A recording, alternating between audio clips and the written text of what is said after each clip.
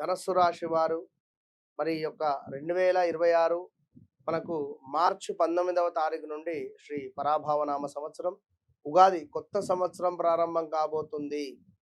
మరి ఇకనైనా మనకు సంబంధించి ఏమైనా మార్పులు చేర్పులు మొదలవుతున్నాయా అనే విషయాలను తెలుసుకునే ప్రయత్నం చేద్దాం. ముందుగా ఎవరైతే ధనస్సు రాశి వారు ఉన్నారో బా బి భూ బే అక్షరాలతో పేర్లు మొదలయ్యేటువంటి వారు ఈ వీరు తప్పకుండా కూడా గత 2025 మార్చి ఏప్రిల్ నుండి వ్యవస్థ బాగా లేదు. వీరికి కొంత ఆరోగ్యానికి సంబంధించిన ఇబ్బందులు కానీ, మంచి చేయబోతే చెడు ఏర్పడడం కానీ, విపరీతమైనటువంటి ఘోష నజర్ అనేటువంటిది ఇట్లా మీ పైన ఉంది. అబ్బో! వారికి ఏంది అనేటువంటి విధంగా. సో అదే విధంగా ఎవరైతే ఈ యొక్క ధనస్సు రాశి వారు ఉన్నారో ప్రదేశ మార్పులు కానీ, స్థాన చలనాలు కానీ, హౌస్ చేంజ్ అవ్వడం కానీ, కనీసం అక్కడిదక్కడే రూమ్ చేంజ్ అవ్వడం కానీ, లేదా మనీ ఫుల్లుగా స్ట్రక్ అయిపోయి ఉన్న ఇల్లును అమ్మేటువంటి పరిస్థితులు కావచ్చును. ఇలా ఎన్నెన్నో కూడా ఇబ్బందులు ఎదుర్కొన్నటువంటి దాఖలాలు ఈ యొక్క ధనస్సు రాశి వారికి ఉన్నది. సొంత భార్యనో భర్తనో కోల్పోయినటువంటి దాఖలాలు కావచ్చును. అదేవిధంగా కొంత గొడవలు ఏర్పడేటువంటి సందర్భాలు కావచ్చును. ఇంట బయట చికాకుగా అనిపించడం కానీ, ఎవరో ఏదో చేశారు అనేటువంటి పరిస్థితిగా ఉండడం కానీ, ఇంట్లో అస్సలు మనకు ఇంటికి వెళ్ళగానే ఏదో ఒక గొడవ కానీ, ఇంట్లోకి వెళ్ళగానే ఏదో చిరాకు సంబంధించినటువంటి సందర్భాలు కావచ్చును.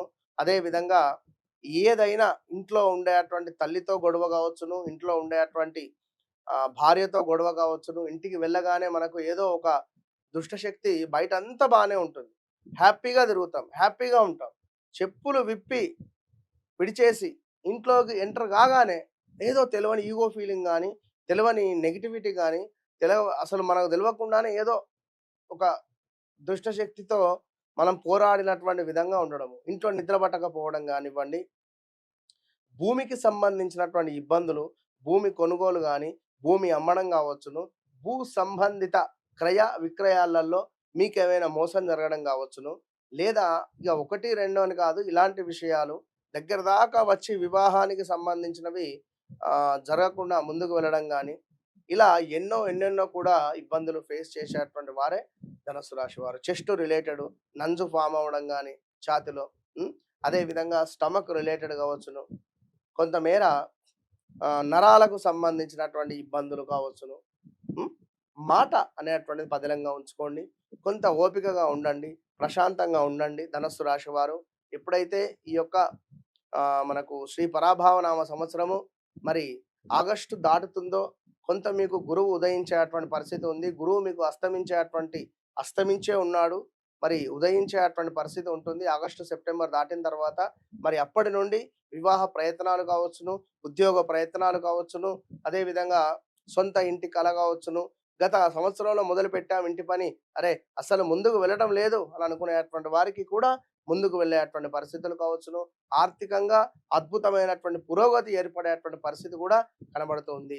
మరి ఇక్కడ చూసుకున్నట్టయితే కొంత శనేశ్వరుడు కూడా మీకు 4వ భావంలో నుండి 5వ భావంలోకి 4వ భావంలో అస్తమించి 5వ భావంలో ఉదయించేటువంటి పరిస్థితులలో ఇక్కడ ఇంకా విపరీతమైనటువంటి నరఘోష నర సంబంధిత ఇబ్బందులు మరొకటి మనకు జరిగే పరిస్థితి ఉంటుంది. కనుక ఈ తరుణంలో శనేశ్వరునికి తప్పకుండా ప్రతిరోజు కూడా సాయంకాలం దీపారాధన చేసుకోండి. శనేశ్వరుని యొక్క గ్రహం వద్ద రావి చెట్టు కింద ప్రతిరోజు దీపారాధన మీకు ఎంతో మేలును చేసి పెట్టే పరిస్థితి ఉంటుంది. అదేవిధంగా ఎవరైతే ఈ యొక్క ధనస్సు రాశి వారు ఉన్నారో వివాహ ప్రయత్నాలు చేయాలి అనుకుంటే మీ వ్యక్తిగత జాతకాలను చెక్ చేసుకోండి. గోచార రీత్యా మాత్రం బలం అసలే లేదు అనేటువంటి విషయాన్ని గమనించుకోగలరు. మరలా చెప్తున్నాను, ఈ సమయంలో పెట్టుబడులు కావచ్చును, ఈ సమయంలో మనము చేసేటువంటి తొందరపాటు నిర్ణయాలు మన జీవితాలనే చిన్నాభిన్నం చేసే పరిస్థితి ఉంటుంది. కనుక బాగా అంటే బాగా అర్థం చేసుకోండి, అబ్జర్వ్ చేసుకొని ముందుకు వెళ్ళండి. ఈ యొక్క ధనస్సు రాశివారు 2026 మీకు ఆగస్టు దాటితే గురువు యొక్క బలం రాబోతుంది. మరి విదేశీ ప్రయాణాలు కానివ్వండి, దూరాంతర ప్రయాణాలు కానివ్వండి, ఇంట్లో కొడుకుకో కూతురుకో వివాహాలు జరిపించేటువంటి యోగం కానివ్వండి, ఇలా అన్నీ మీకు శుభాలుగా పలకబోతున్నవి ఆఫ్టర్ ఆగస్టు సెప్టెంబర్ తర్వాత నుండి. కనుక ధనస్సు రాశి వారు ఎట్టి కోశాన కూడా తొందరపడొద్దు. ఇక్కడ ఏం జరుగుతుంది అంటే కొంతమేర గొడవలు కానీ, అప్పులు కానీ, ఇక్కడ ఆరోగ్య సమస్యలు కానీ కొంత మనకు అతలాకుతలం చేసే పరిస్థితి ఉంటుంది. కనుక పరాభావ నామ సంవత్సరము అనేటువంటిది మీకు మొదటి 6 నెలలు బాగుండదు. రెండవ 6 నెలలు బాగుంటుంది అనేటువంటి విషయాన్ని చెప్తున్నాను. మరి ఈ యొక్క ధనస్సు రాశి వారికి ఆదాయం 14 ఉన్నది, వ్యయం 11 ఉన్నది, రాజపూజ్యం 5 ఉన్నది, అవమానం 6 ఉన్నది. ఇవన్నీ కూడా మనకు గోచార ఫలితాలు. మీ వ్యక్తిగత జాతకరీత్యా నడిచే దశ అంతర్దశలను మనం ఎట్టి కోశాన కూడా దాన్నే మనం లెక్కలోకి తీసుకొని ముందుకు వెళ్ళాలి. మన జాతకం లేదు అని అనుకునేటువంటి వారు కూడా మీ ఇంట్లో జస్ట్ ఒక 1 అవర్ అయింది పాప పుట్టింది అన్నా కూడా వారి జాతకం నుండి మీ జీవిత జాతకం మొత్తం నేను రాసి మీకు ఇస్తాను. అది బాగా గమనించుకోండి.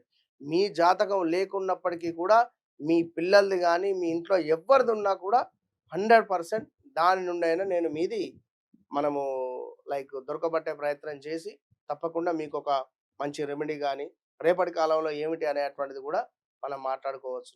సో తప్పకుండా మీకోసం కొంత సమయాన్ని కేటాయించడం జరుగుతున్నది కనుక ఎవరైనా మీ వ్యక్తిగతంగా మీకు ఉండేటువంటి డౌట్స్ కావచ్చును, లేదా మీ వ్యక్తిగతంగా మీకు ఉండేటువంటి ఏదైనా ఇబ్బంది కలిగించే సందర్భాలకై తప్పకుండా వన్స్ కాల్ మీ.